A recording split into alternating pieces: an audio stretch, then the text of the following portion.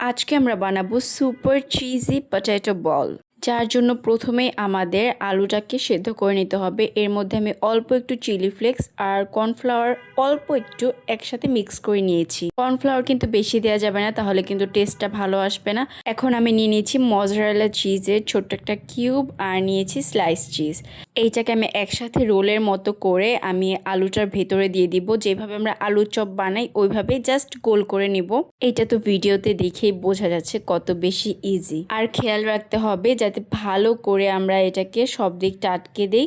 আমরা সুন্দর করে চেপে চেপে আটকে দেবো, একদম রাউন্ড শেপ করে নেব যাতে তেলের মধ্যে চিজটা না বের হয়ে যায়। ঠিক এইভাবেই আমরা বাকি বলগুলো বানিয়ে রেডি করে রাখবো। এখন নিয়ে নিয়েছি একটা ডিমটাকে ভালো মতো আমরা ফেটে নেব। এইটাকে প্রথমে আমরা ডিমের মধ্যে দিয়ে দেব আর ভালো করে উল্টে পাল্টে নেব যাতে সব দিক ডিম দিয়ে কভার হয়ে যায়। এরপরে আমরা এইটাকে ব্রেড ক্রামের উপরে দিয়ে দিব।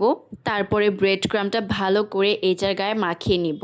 এখন আমরা সবগুলো একটা একটা করে তেলে ভেজে নেব আর তেলটা বেশি গরম হওয়ার দরকার নেই। আর এইখানে বেশি একটা ভাজারও প্রয়োজন নেই, কারণ আলুটা তো আগে থেকে সিদ্ধ করা আছে। জাস্ট ব্রেড ক্রামটা হালকা বাদামি হয়ে আসবে, এই পর্যায়ে আমরা তুলে নেব। আর এইটা একটু গরম হলেই কিন্তু ভিতরে চিজটা গলে যায়, তো বেশিক্ষণ ভাজার দরকার নেই। এখন আমরা সবগুলো একটা একটা করে তুলে নেব আর খুবই সাবধানে তুলতে হবে যাতে চিজ বের না হয়ে যায়। অলরেডি কিন্তু আমি একটা চিজ বের করে ফেলেছি, প্রথমে ঠিকমতো তুলতে পারিনি, তো এরপর থেকে আমি সবগুলো কেয়ারফুলি তুলেছি আর সবগুলো কিন্তু একদম পারফেক্ট হয়ে এসেছে।